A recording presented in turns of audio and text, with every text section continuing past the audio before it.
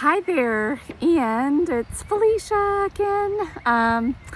I am having a fun summer day with the teenagers, and we've got beautiful weather here in Kentucky, and they wanted to go do some indoor activities like laser tag and some other stuff. So I GPS'd a nearby park, and here I am. So I thought, and this is going to be totally riffing it off the cuff. Hopefully my allergies and my throat will cooperate. If not, we'll just roll with that too. But as I was thinking what I might want to talk about this week on Own It for Good was maybe how I should have started the whole series, or my podcast in general, which is to really break it down and spend an episode on each letter of the acronym and what that means to me and how I've thought about it and how it's made a difference to me personally to own it and and make some changes that I really want to make in my life personally, and some that I feel like I've had pretty good success with, and others that I'm still in process with. And so this is me being new to the YouTube and podcast and, this world. And that's okay. So I want to talk about the first letter of Own It, which is O, and what that means. And that stands for outcome. Yeah, we've got to know where we're going. Just like I mentioned, the GPS. I knew what I wanted.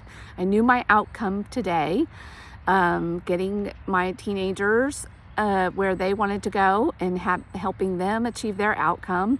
And then I thought, well, on this beautiful day that we have, my outcome is that I would like to go be active and be outside. It's not very often that we get 70 degree or mid 70 degree weather in summer in Kentucky with low humidity and blue skies. I don't know if you can see some of that, what's going on behind me, for those of you that are watching on video. So that's one outcome. So outcomes are things that we, can be really intentional about, and they can be micro, they can be macro, like on a day-to-day basis, like me being at a park here in the sunshine, when they can be macro, big goals. And we're headed towards an outcome, whether we're intentional or not. And that was sort of my crossroads that I came to. I realized I didn't really want to be overweight, and I didn't want to have low energy, but I wasn't being very intentional with my life. I was just sort of on autopilot and had fell into some habits, and I wasn't taking the time to really think about what that meant and where that had me headed in the big picture. And it was very overwhelming to really think about it. Like I knew in general what I wanted, and I knew in general that I wasn't doing things that were getting me there. And that's the thing. We get outcomes. Outcomes happen. And some people use different language to talk about that. Their consequences, their whatever. But outcomes happen as a result of our actions. And we can, be on autopilot and not really think about our lives, and just whatever happens. We can be intentional sometimes, and we can really get intentional about everything. And that is sort of where I am now, trying to really be intentional about just about everything. How I nourish my body, how I spend my time, keeping that bigger macro picture in mind. So I had to really sit down and think about what the outcomes were that I wanted.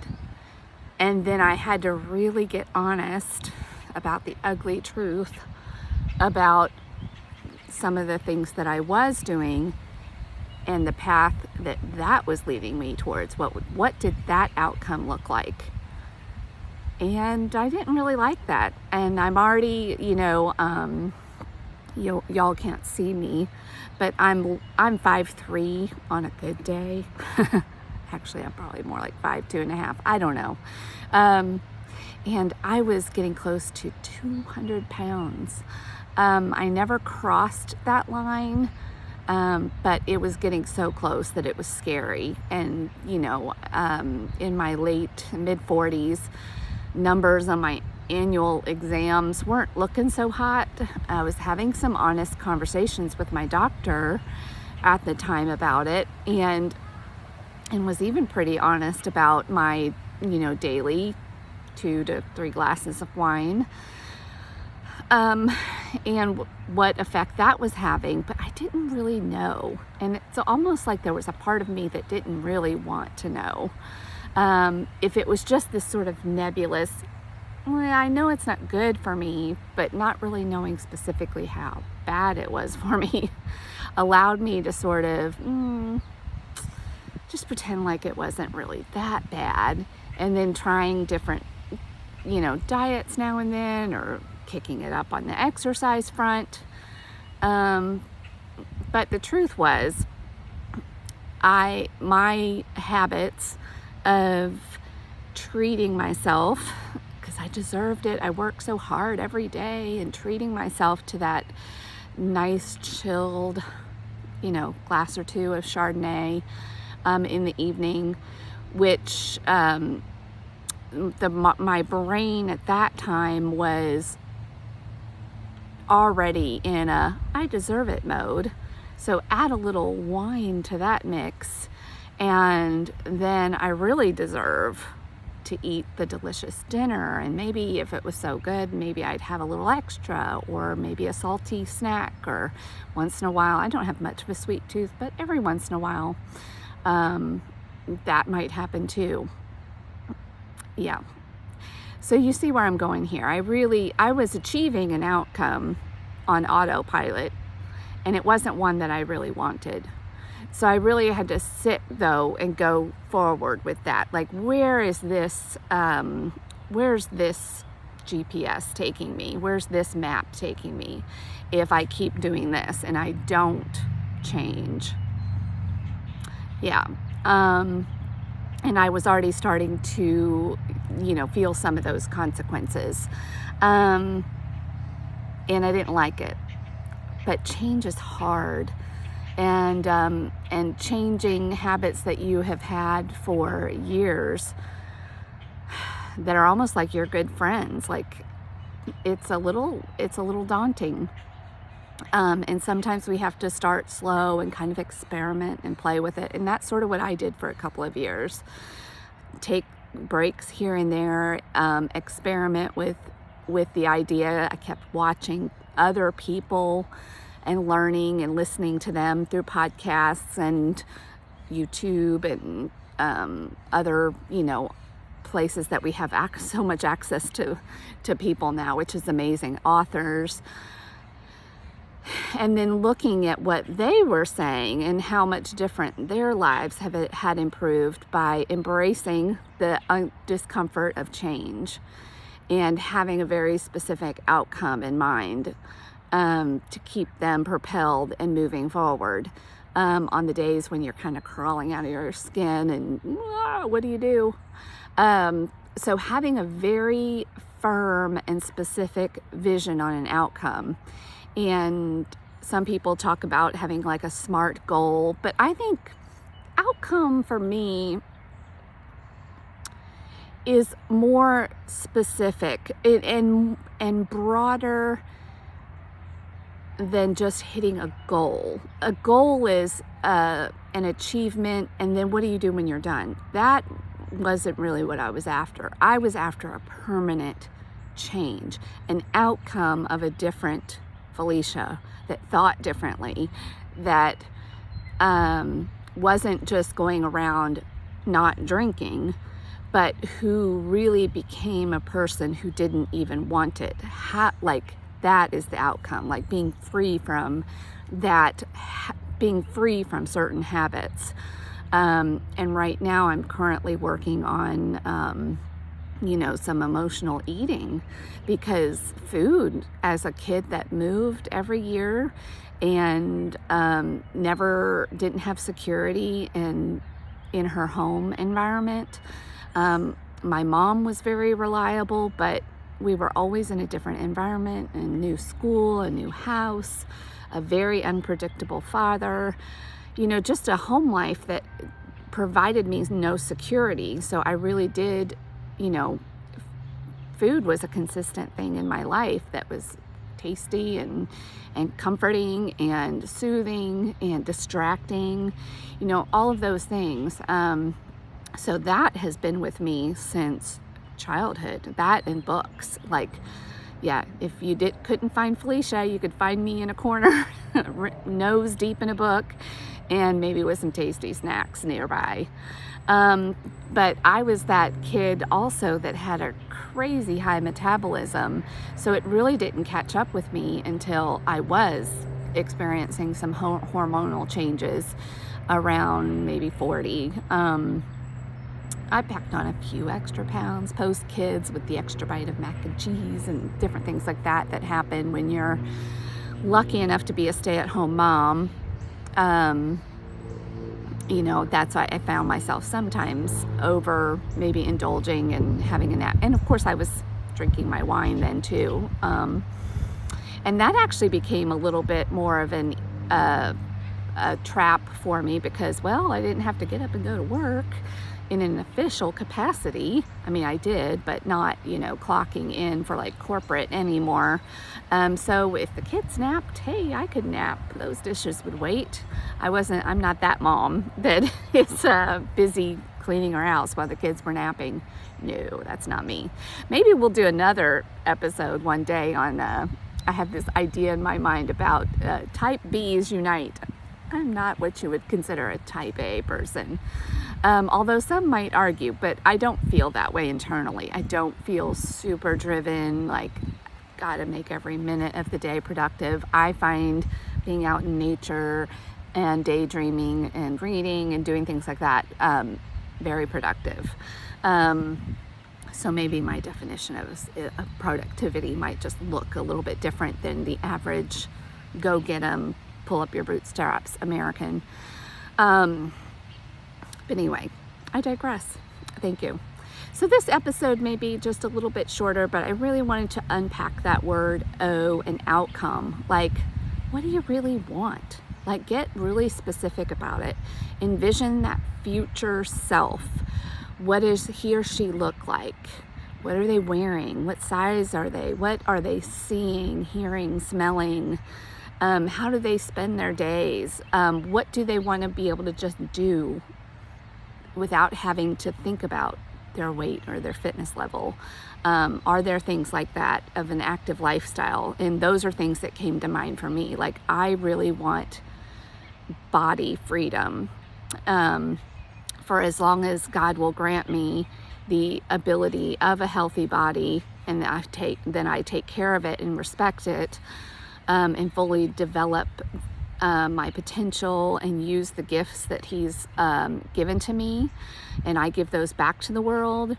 And I do. He gave me the gift of loving nature and being out in it, and I love using and moving my body and hiking, and my eyes to see all of the things, and to my ears to hear all of the birds tweeting and all the different things. All of that. I want to absorb and live life with all of my senses. Smelling, the nature sounds, and exploring. I'm such an explorer at heart too. Like, this is like really think about you and the things you like. And if what I'm saying doesn't resonate with you, there's got to be something that does. For my husband, it might be really attacking the basketball court and being able to, play a 3-hour tennis match. things like that, because he's very much an athlete. And I enjoy all those things too, but they're not and I do want the ability to maybe do that with him as a couple and being fit enough. And I really had to sit there and go, I'm not doing the things that are getting me the things that I say that I really want. My actions were not lining up with how I was really, what I was wanting as an outcome for my life, of just who I am as a person. And that will eventually include one of my other letters in the acronym, which is the I, which is the integrity piece. So it all kind of works together. Like, you got to in order to own it, you've got to really be honest about what are the things that you're doing now, and where are they really taking you? What is the outcome? And do you want that? Are you okay with that? Are you okay with just going through life, living on autopilot, and just whatever happens, and whatever is, is, and not being intentional? And that's fine too. I mean, we're all grown adults. We can do what we want in our lives. But I really had to be honest that I didn't want that anymore. I started thinking about legacy and my blood work and what I really wanted, how I want to spend the rest of my life, and the impact that I want to have, and how my kids might talk about me if I were to die tomorrow. Like, what would they say at my funeral? Like, I want to knock it out of the park. And I wasn't doing that, and that felt horrible. And sometimes the pain of that honesty can push us to make change. But once we're on the path of change and we sort of have some new normals, we can get complacent, and our brain will go, oh, wait, it might put the brakes on. There might be some self-sabotage that happens. Not might, it does happen. That's the way the brain works. It doesn't want to change. It's like the unknown. Oh my gosh, you guys, I wish I could have shown you that. I saw a blue jay and a cardinal all flying around. It was beautiful, amazing. So where was I? Squirrel, no, bird. Yeah, so we get complacent, and then, so what's going to keep you on the path? You've got to be mindful, you've got to be intentional, you've got to be joyful, you've got to really use emotional brain training, technical term, to keep saying, wow, I'm, it's here in Kentucky, it's about 3:30 in the afternoon. And like what I just described to you, like, it's so beautiful. I don't want to miss any of this. And I can do this now because I didn't consume half a bottle of wine last night. And my energy, where it used to flatline at this time during the day, and I might have to go get, maybe I could have done this, but I might have had to go get some coffee first or some help, or I would have had to maybe be popping some Advil. Like, I remind myself of that constantly. So I'm constantly reminding myself how different life is now and today versus what it was a year ago, 2 years ago. And that helps me from being complacent, and that can help you too. But it takes a lot of focus and intentionality, really every day thinking about your bigger goals. Something's got to pull you and propel you to stay on the path of change, because I was listening to a book by Dr. Edith Eger called The Choice, and she's a psychotherapist. And she used the words, change is hard and it's slow, sometimes very disappointingly slow. And this is part of the reason why, because you make a change and then it just becomes your new normal. And then you forget where you were before, and you forget to celebrate and really pat yourself on the back and really appreciate what these new changes have done for your life and how amazing it is. But we can, if we know this about the brain and how it works, then we can make it an intentional practice of gratitude, and to really, and not just gratitude in the moment, but really remembering where you came from and how amazing your life is now once that you have started towards the new outcome that you want, and reminding yourself the outcome that you have saved yourself from, and what you might have saved your family from as well, and your loved ones, and all of those things. So yeah, what do you want? What is the outcome that you want? Really paint that picture in your mind. Get to know that person. Your future self has a lot of wisdom and a lot of answers. And when you're stuck, or if you're not feeling it, you can consult that person. You can say, hey, future self, I'm not feeling this today. Why are we doing this again? What do you need me to do? What do you need from me? How do I get you there? What do you need me to do today, this week, this month, this year? And just really hold space for that. Like, if you have a desire for a different outcome, I believe personally that is actually evidence that it already exists. Like, think about that for a minute. That outcome, if you desire it and if you dreamed it and you have that in your heart, God is already telling you this is possible for you. It's out there. Yeah, I know that might be a little woo-woo for some of you, but I want you to really think about that and talk to that person. Really think about all those things that I've talked about today specifically. What is that person able to do that you can't do today? And what kind of freedom do they have? In the world of Sobersis, a community that I've mentioned here before that I'm a part of, we call this authentic freedom. In the world of sobriety or recovery, the letters AF often stand for alcohol free. I know they might mean something else to a lot of people when they see the words AF, but we've taken it a step further. It's about alcohol. You have to get the alcohol out of the way for those people that are listening and that identify with that, and they find themselves in that gray area drinking spectrum. You've got to get the alcohol out of the way for sure, to get your brain working right again, to be feeling better, to have your energy.